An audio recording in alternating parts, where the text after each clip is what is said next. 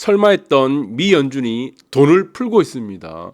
물가를 잡는다고 그 난리를 떨어놓고 이제는 돈을 다시 어마어마하게 풀고 있다. 그래서 지금 약속의 시간, 제가 3월이라고 했습니다. 집값은 시세가 전환이 되고 있다. 자, 여러분들이 많은 교훈들을 우리 이 사건을 통해서 알 수가 있습니다. 전문가의 말을 무조건 거꾸로 해라 라는 것들이죠. 그리고 여러분들은 알게 모르게 이런 세뇌와 선동과 가스라이팅의 피해자가 되고 있다는 겁니다. 이거는 비단 여러분뿐만이 아닙니다. 전 세계 사람들이 다 지금 가스라이팅에 당하고 있다는 겁니다. 그래서 제가 이 가스라이팅에 당하지 않으려면 무엇을 하라고 했습니까? 시간을 보라는 겁니다. 시간. 그래서 저는 항상 시간이 모든 것을 결정한다고 말씀드렸다. 그것은 무엇이냐? 우주 만물의 법칙이란 것입니다. 자연의 법칙. 이 우주 만물의 법칙과 자연의 법칙만 이해를 하고 있으면은 여러분들은 절대로 가스라이팅에 당하지 않는다. 전문가처럼 이렇게 바보 같은 얘기를 하지 않는다. 자, 여러분들 그렇게 정리하는 것이 맞다고 봅니다. 지금 여러분들이 지금 나는 신이다. 넷플릭스에 이 굉장히 지금 이슈가 되고 있는 겁니다. 이 사람이 JMS 나와 있죠. 정명석이라는 사람인데, 자, 이 사람이 지금 보시면은 혀가 닳도록 성자. 그러니까 자기가 지금 메시아라고 하는 거예요. 메시아. 그러니까 자기가 결국에는 신이라는 겁니다. 그러면서 혀가 닳도록 성자와 대화하고, 여기서 중요한 게 있죠. 몸이 닳도록 성자를 사랑하라. 이게 지금 설교 내용 중에 지금 얘기가 나온 거예요. 성자는 누굽니까? 이 사람이죠. 정명석이라는 사람이죠. 수많은 여성 신도들이 이 농락에 지금 가스라이팅에 당해가지고 넘어가게 되는 겁니다. 지금도 대부분의 많은 사람들이 이 JMS에 빠진 사람들은 당하고 있는 거예요. 얼마나 불쌍합니까? 그런데 이 내부에 있는 사람들은 이걸 모릅니다. 자기가 이것이 잘못됐다는 것을. 그것이 뭡니까? 이게 바로 가스라이팅입니다. 가스라이팅. 세뇌와 선동에 계속 주입이 되는 겁니다. 올바른 판단을 할 수가 없다는 겁니다. 이것은 지금 정명석이라는 이 지금 있죠. JMS. 그 안에 해당되는 사람일 수도 있을 겁니다. 그런데 전 세계 사람들이 가스라이팅에 또 당한 겁니다. 무슨 가스라이팅에 당했습니까? 이 사람이 가스라이팅에 당했죠. 금리 인상이라는 이 가스라이팅. 금리 인상. 그리고 한국에는 누굽니까? 이창용 총재. 이 사람. 이 가스라이팅이죠. 둘 다. 어떤 가스라이팅을 전 세계 국민들한테, 전 세계 사람들한테 했습니까? 금리 인상을 하면은 무조건 이것은 선한 결정이다. 선하다. 올바르다는 것을 전 세계 사람들한테 전부 다 세뇌와 선동과 가스라이팅을 계속한 겁니다. 금리 인상을 하지 않으면 마치 전 세계의 사람들이 망할 것처럼, 내일 당장 지구가 망할 것처럼 계속 가스라이팅을 하다 보니까 무엇이 됐습니까? 나중에는 지금 금리 인상을 해야지만이 이것이 바로 올바른 결정이란 것을 이제는 계속 세뇌가 되는 겁니다. 아까도 보셨죠? 이 사람하고 똑같은 거예요. 여신도들 똑같잖아요. 이 대한민국 사람들, 전 세계 사람들, 이 두 사람한테 계속 가스라이팅을 당하는 것이다. 자, 그래서 지금 금리 인상은 시기도 놓쳤죠. 그리고 금리 인상을 통해서 물가가 잡혔습니까? 아니죠. 근데도 지금은 어떻습니까? 이 가스라이팅에, 금리 인상이라는 가스라이팅에 당하다 보니까 이제는 금리 인상을 하지 않으면요 불안한 겁니다. JMS의 정명석의 지금 여신도들하고 똑같아요. 계속 가스라이팅 당하는 것이다. 그래서 이거는 전 세계 지금 모든 지구인들이 피해자가 돼버린 겁니다. 올바르지 않은 것에 피해자가 돼버린 거다.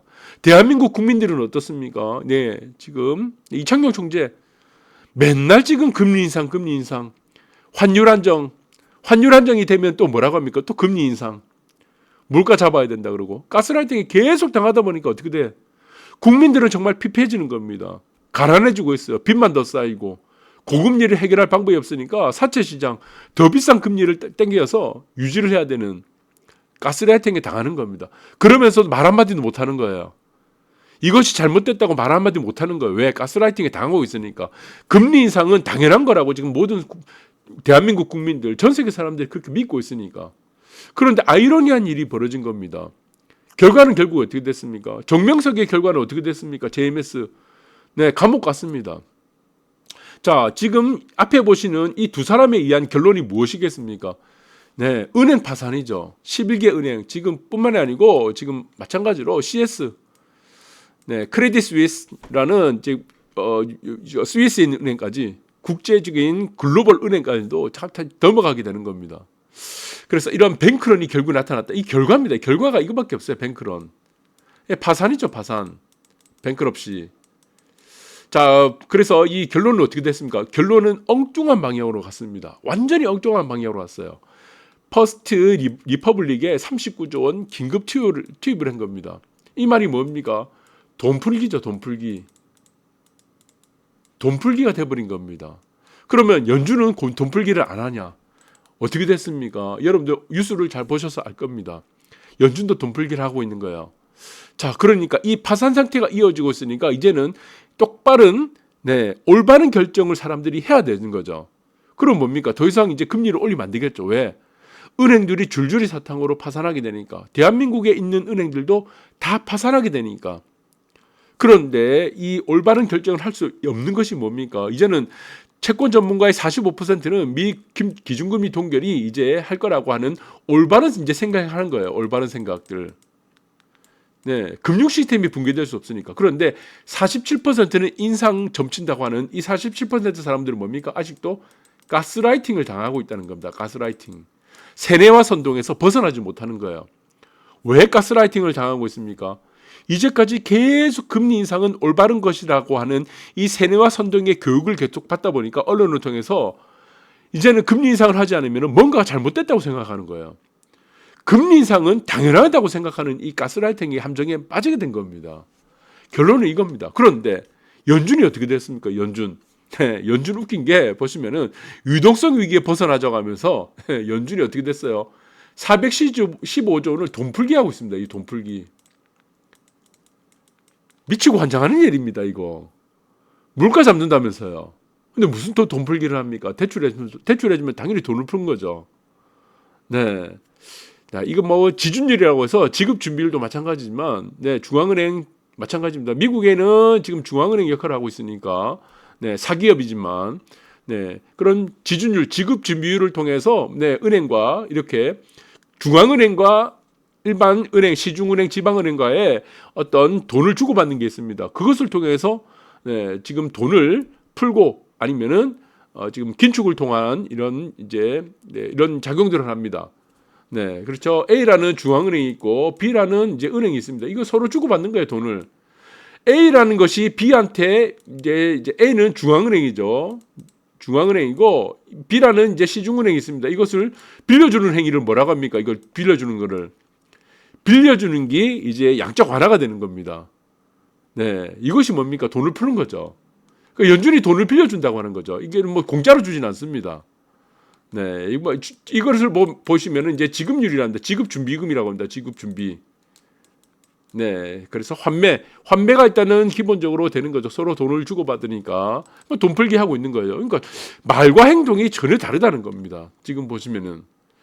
네, 그래서 지금 보시면 이제까지는 금리 인상을 통해서 물가를 잡는다고 생쇼를 하다가, 네, 이제 서서히 이제 금융기관들이 지금 이제 몰락을 하니까 어떻게 됐습니까?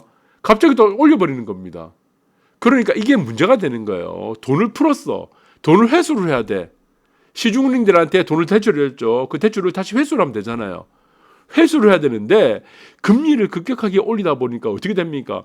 금리를 올림으로 해서 금융기관이 파산하니까 기존에 돈을 빌려준 것만큼 또 돈을 더 빌려주는 겁니다. 시중의 유동성을 더 푸는 거예요. 이게 안 된다는 겁니다. 그래서 이게 결국에는 금리 인상은 무엇입니까? 물가를 잡는다는 이 거짓말로 인해서 생쇼를 한 거다. 가스라이팅을 한 것밖에 없다는 겁니다. 자, 그러니까 이제 사람들은 이제 잘 알 겁니다. 이제 경제에 눈이 밝은 사람들. 네, 우리가 지금 이제 밝다고 합니다. 이제 밝은 사람들은 어떻게 됩니까? 시장에서 먼저 나서는 거죠. 어떻게 돼? 3월 달이 되니까 7개월 만에 상승 반전하게 되는 겁니다. 제가 항상 노래 부른 게 이거죠. 3월이라고 했죠. 3월. 모든 전문가들은 뭐라고 했습니까? 제 말 안 믿죠? 네.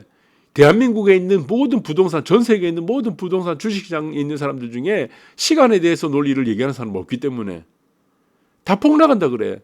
무슨 하버드도 어디도 뭐 유명한 사람들, TV 맨날 나오는 사람들 그냥 다 폭락이야. 네, 거기 논리가 없습니다. 논리도 없어. 그러니까 자기 생각뿐이밖에 없는 거예요. 시간 논리도 없고. 그러니까 7개월 만에 지금 3월 달 되니까 상승 반전환. 이 사람들은 왜 그렇습니까? 네, 재화란 것이다. 재화. 재화는 영원히 오르지도 영원히 내리지도 않는다. 그럼 결국에는 무엇입니까? 여기서 금리라는 문제를 한번 또 생각해 봐야 되겠죠. 우리 금리라는 인상을 통해서 촉발된 부동산 하락이 되는데 금리는 어떻게 됐습니까? 상단이 있습니다. 상단. 내려갈 수 있는 하단이 있는 거예요. 하단. 지금 금리라는 문제는 어떻게 기결되고 있습니까? 올라갈 수 있는 폭은 거의 없다는 겁니다. 올라갈 수 있는 폭. 뭐 한두 번 정도 0.25 정도 올라갈 수도 있겠죠. 뭐 미약하게. 그거 뭐 중요합니까? 0.2 올린 거. 이제까지 막 그렇게 난리 부르스를 쳤는데. 올라갈 폭은 제한되어 있는데 내려간 폭은 지금 많이 남았다는 겁니다. 내려가는다는 폭.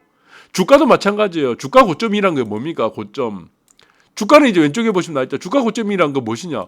올라갈 폭은 거의 없는데 내려갈 폭이 많이 남았다는 겁니다. 이게서 완성되는 것이 무엇입니까? 이것이 바로 정점이죠. 정점. 고점. 그 다음에 내려갔습니다. 내려간 다음에 내려갈 폭은 이제 거의 없는 거야. 폭이 거의 없어. 올라갈 폭이 많이 남았다. 이게 뭡니까? 이게 바로 저점입니다. 그래서 부동산도 마찬가지지만 전 세계의 모든 제한은 무엇이다? 정점과 저점을 오고 갈 뿐이라는 겁니다. 금리도 마찬가지예요. 금리도 오름과 내림을 계속 반복하는 겁니다. 그런데 금리라는 것이 지금 어떻냐? 올라갈 폭은 이제 거의 안 남았어요. 없어. 내려갈 폭은 많이 남았다. 그래서 사람들이 결정하는 것이 무엇입니까? 돈을 푼다는 개념이죠. 결국에는 돈을 푼다는 개념이다. 돈을 풀면 어떻게 되겠습니까? 1차적으로 위험자산에 가겠죠. 주식시장이라든가. 네, 일본은 뭐 코인 시장도 갈 수 있겠고. 그 다음에 어디로 가겠습니까?